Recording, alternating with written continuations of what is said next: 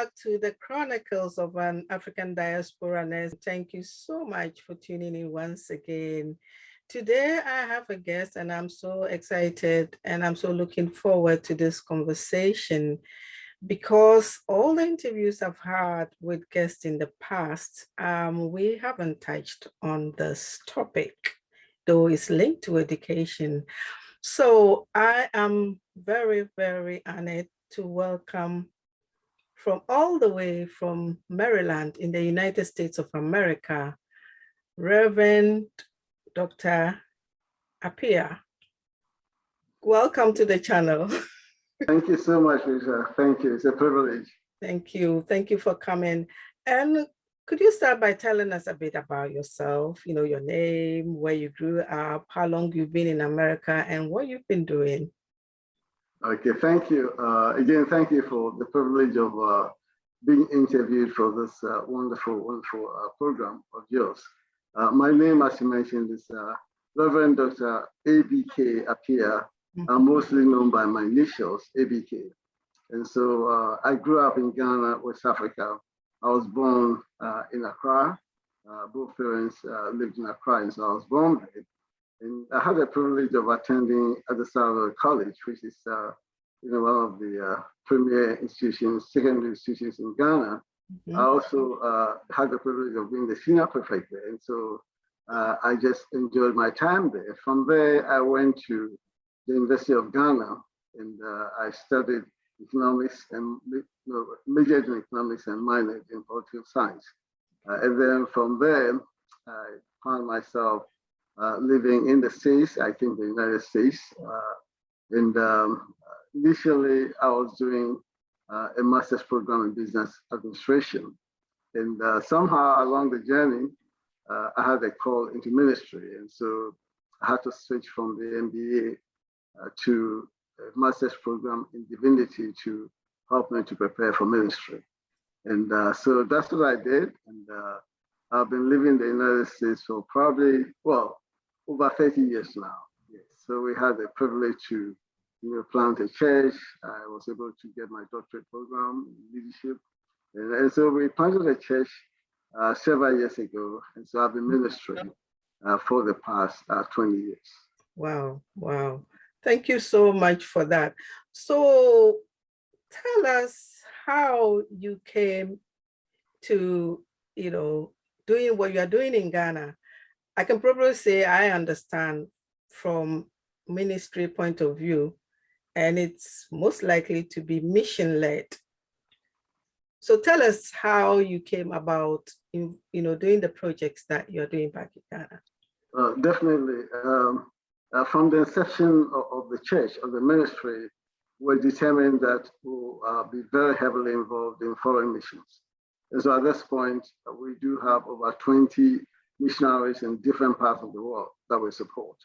And it so happened that a family friend of ours, back about in 2005, went to Ghana, and he adopted a son from an orphanage in the central region. And so he told us about it. And because of our interest in missions, I decided that anytime I went back home, I was going to visit the orphanage. And so we went back to the orphanage where he adopted the child. And my wife and I got really impressed by what was going on. And so we decided that we would help support that orphanage. And so we started supporting the orphanage.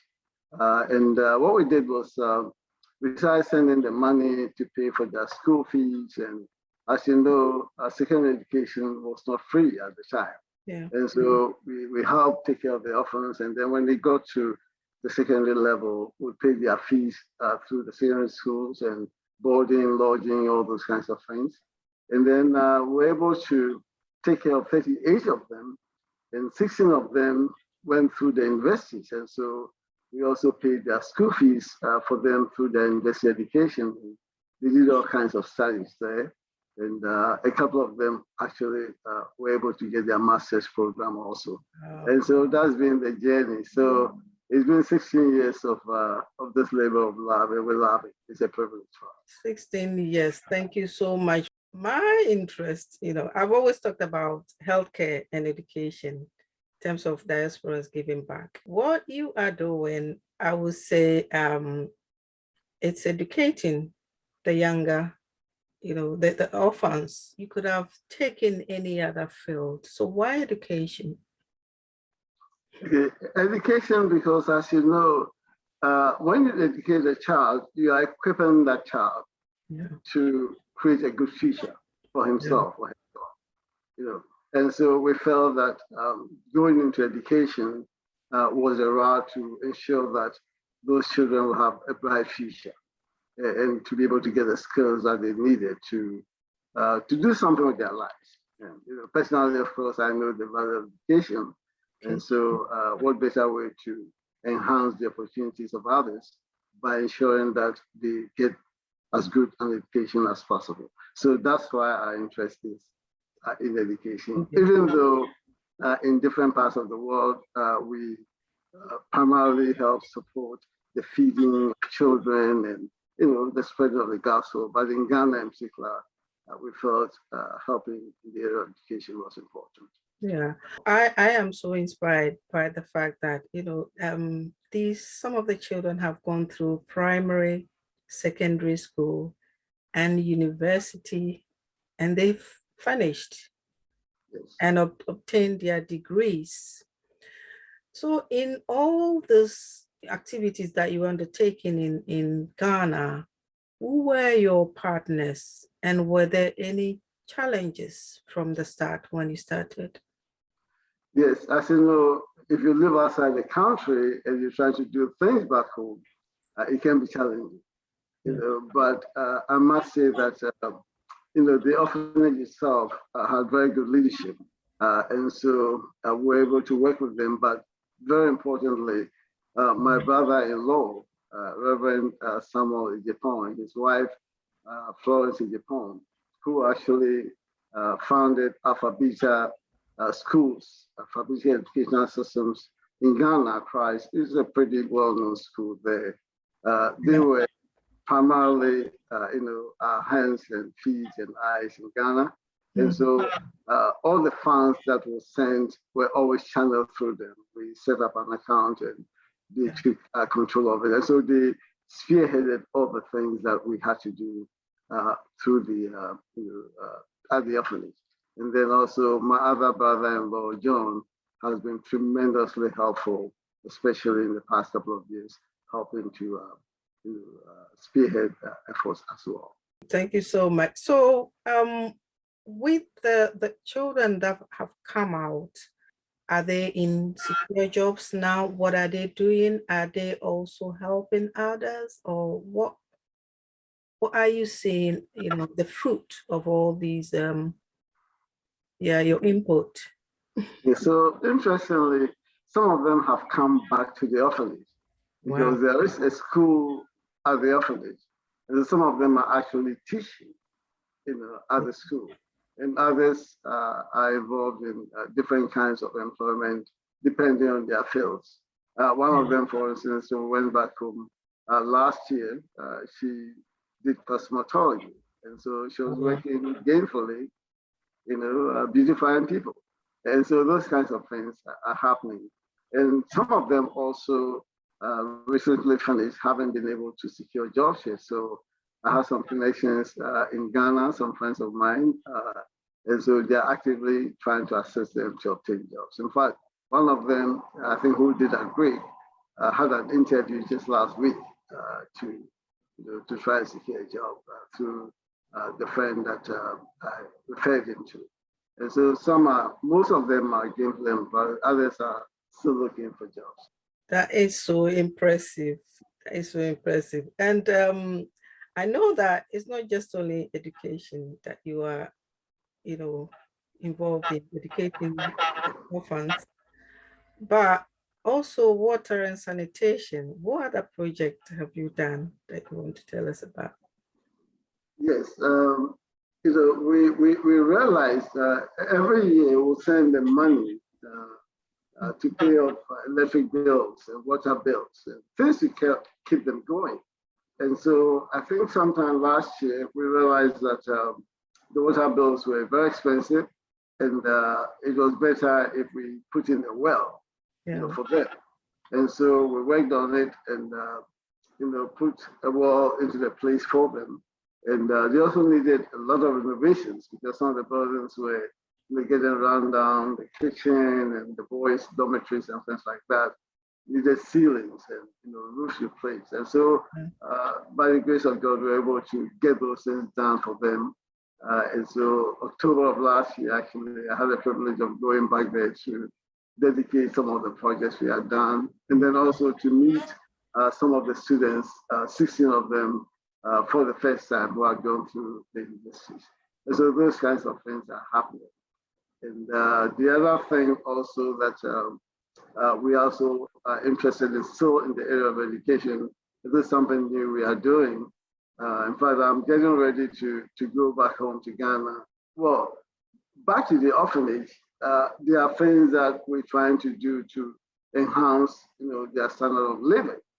So one of the things that we want to do, they used to run a very successful commercial farm some time ago. And so I haven't told them yet, but two things. My private dream right now is to be able to put together some funds to help them to really restart the farming project on the commercial scale so they can feed the students and possibly even employ people and sell the produce for the orphanage. And then the second unfinished project there, so on the orphanage was, when we went back home, we realized that they needed a completely new building, to house the infants. And so we're told about the need, and I'm also trying to raise funds to be able to build something completely new for them to house the director of the orphanage and then the infants, because she wants them all together in one place. Okay. So you've been talking about funds. Yes. And I know that you are a minister, and I know that probably people give, but you need a lot of money for that. How are you funding this? Okay, so there's something we do every year. At the beginning of the year, our church would undergo a 21-day time of fasting and prayer. Okay. Then at the end of our prayer time, we'll give a special offering. We call it 1 day to feed the world. And so we'll give 1 day of our wages. So everyone in the church would give a day's wages into that fund. And that fund is dedicated solely, to funding projects, around the world that we are involved in. And so, that fund has been extremely helpful in helping us to help take care of the orphanage and then different, things that we are involved in. I think I like the idea. 1 day wages to feed the world. Yes, yes, just 1 day. And trust me, you won't die from doing that. You'll still survive. And I tell the church all the time. And so we've been blessed with a very generous group of people who understand that. Yeah. And talking about unfinished projects, you were asking about that. I'll be going back in August, as I started saying earlier. Yeah. And one of the things that we're going to do, we're going, of course, to spend a couple of days at the orphanage. We have a team of 10 of us are going from the church. Yeah. And from there, we'll go to a village in the eastern region, the village of Dikisi, and we're going to refurbish their school, which is in pretty bad shape. And so that was brought to our attention, and it's going to cost several thousands of dollars, as you can imagine, to do that and give them a new kitchen and a place for them to be able to feed their children. They also need toilets, but I don't think we can do that at this time. But at least we'll refurbish the school and provide them with a kitchen and a place to feed the kids. And that's a project that we are about to undertake as well. Thank you so much. This is so inspiring. What would you say to Africans in the diaspora in terms of what we can do to support development back home? Well, that's a very important question. Yeah. Of course, those of us living outside the country, you know, have a lot of privileges, which we take for granted, Yeah. but which necessarily might not exist back home. Yeah. I mean, we drive on good roads that we take for granted and things like that. When we go back home, we see there are a lot of challenges. The educational system is very challenging in many ways. The health system is very challenging in many ways. So my thing to those of us who have the privilege of being outside and being blessed with some influence and resources and connections to be able to raise resources is whatever field you find yourself in, try and connect yourself at least to that field back home. Look at the problems in your field. If you're a medical doctor, find out what's happening in the health field. I know you are a nurse by training, and it's your interest in helping back home, which has resulted in what you're doing now, putting at work. So my thing, if you're an engineer, if you're a teacher, it doesn't matter what your profession is. Find out the challenges back home in your field, and then see how you can help, at least in your field. And I believe that if all of us in the diaspora, take such an interest just in our field, forget about everything else. You have the expertise in your field. So you tell yourself, I want to make a difference in my field back home. And then I believe that if you have that interest and you try to find out what's going on, you will definitely come away with ideas as to how you can be involved. Nothing is too small, nothing is too big. Every little bit will help. Thank you so much. I know you're helping out in education, but I want to talk about your field. You're a minister, and I know that you are making an impact in the ministry as well. And you have written a book. Can you tell us a bit about your book? Yes. The book is called Audacious. Actually, I do have a copy here. I don't know if you can see that, but here it is. I can see that, yeah.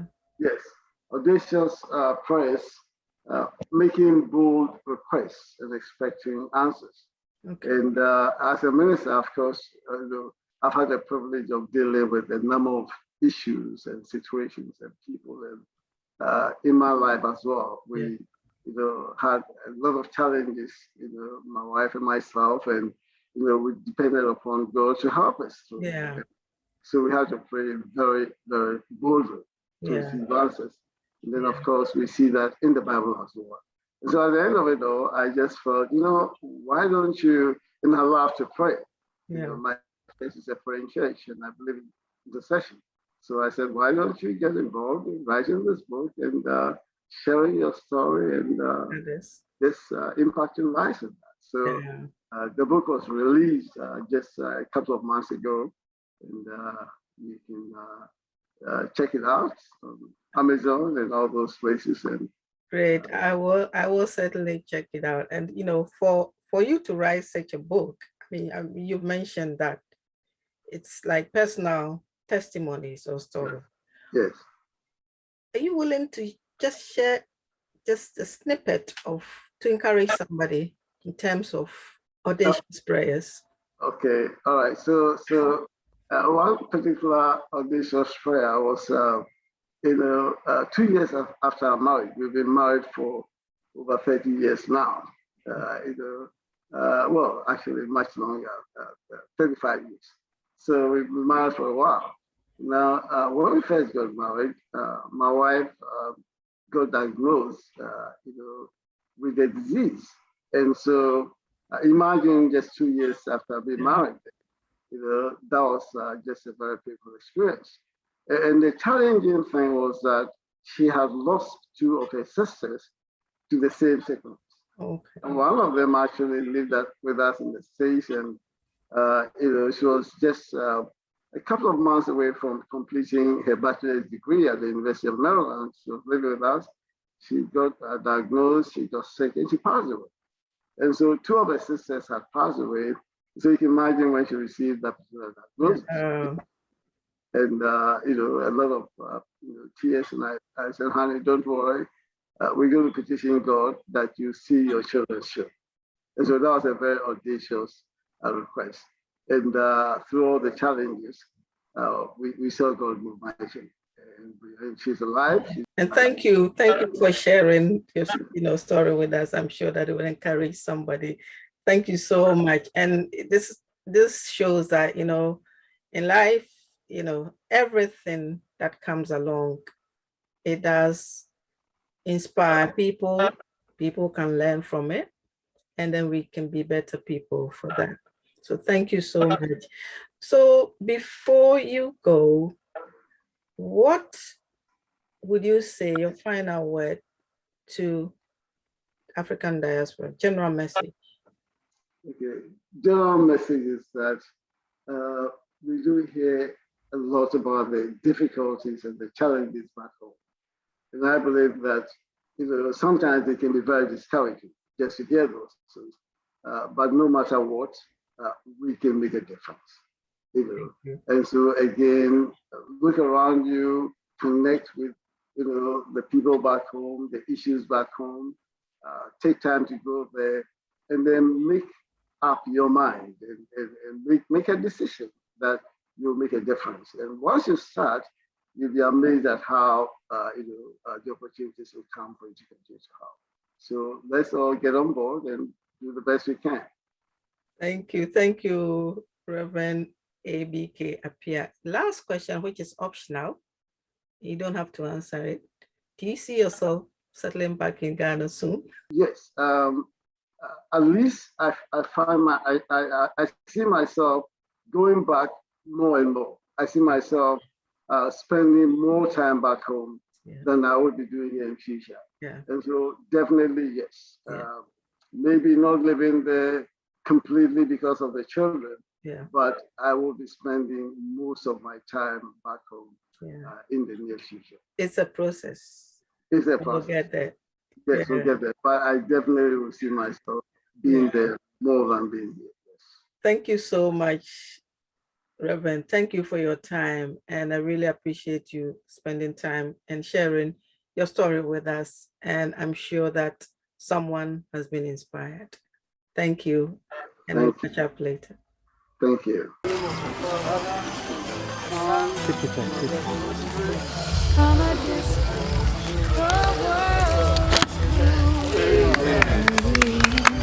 This well was provided by Renewal Christian Center. I think I need to take instruments marching in a common land, playing songs of hope, playing songs of peace. They're the songs of every man. God is watching us. God is watching us. God is watching us from a distance.